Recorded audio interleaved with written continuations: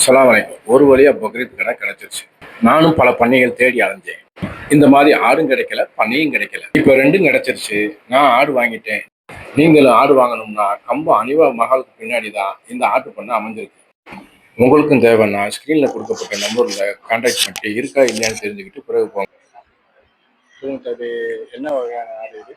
இது ஃபுல்லா வந்து பாத்துக்கிட்டீங்கன்னா கர்நாடகா பிரீடோட தலச்சேரி அந்த ஊரு பிரீடான இது மட்டும்தான் இது. நம்ம தமிழ்நாட்டு குட்டியே இருக்கு. அதாவது இந்த நம்ம இதுல வந்து அடிக்கரசல்னுவாங்க, அந்த அடிக்கருப்பு, அது அடிக்கரசல்னுவாங்க. வெளிச்சி இருக்கு, கோங்கு பிரீடு இருக்கு. கர்நாடகா அந்த ப்ரௌன் கலரா இருக்கிறது ஃபுல்லா கர்நாடகா பிரீடு.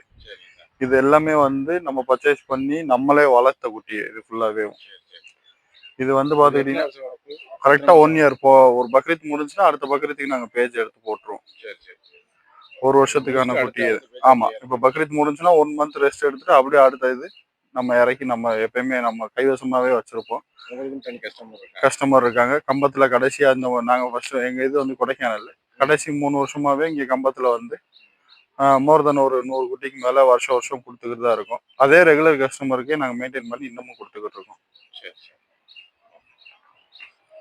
இதை எப்படி நீங்க பக்ரீத்துக்கு முன்னாடி எடுத்துட்டு அதை நீங்க பக்ரீத் வரைக்கும் வளர்த்து கொடுத்துருவீங்களா? ஆமா, பக்ரீத்துக்கு முதல் நாள் எல்லாத்துக்கும் ஃப்ரீ டெலிவரியா நாங்களே எல்லாரும் வீட்டுக்கும் போய் தேனி டிஸ்ட்ரிக்ட், தேனி மாவட்டத்தை ஃபுல்லாவே நம்மளே கவர் பண்ணி கொடுத்துருவோம்.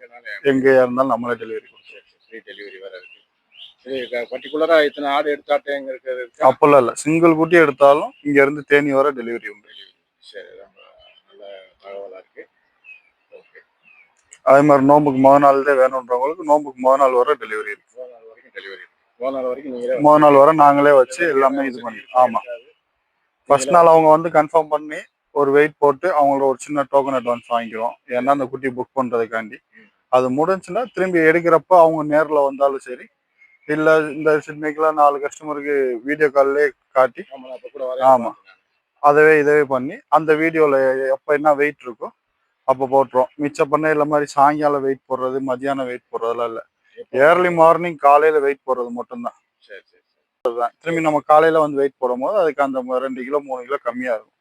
அதனால நாங்க வாங்குறது அப்படிதான், நாங்க கொடுக்கறது அப்படிதான். ஏர்லி மார்னிங் தான் வாங்குவோம், ஏர்லி மார்னிங் தான் வெயிட்டும் போடுவோம். ஒரு குட்டிக்கு 3 கிலோ 4 கிலோ சாப்பிட்ருக்கோம், அதுக்கு சேர்த்து நம்ம காசு வாங்குறதா நம்மளோட நோக்கம் இல்லை. நம்மளோட நோக்கம் வந்து பக்ரீத்துக்கு ஒரு சேவையா செய்யணும், அவ்வளவுதான்.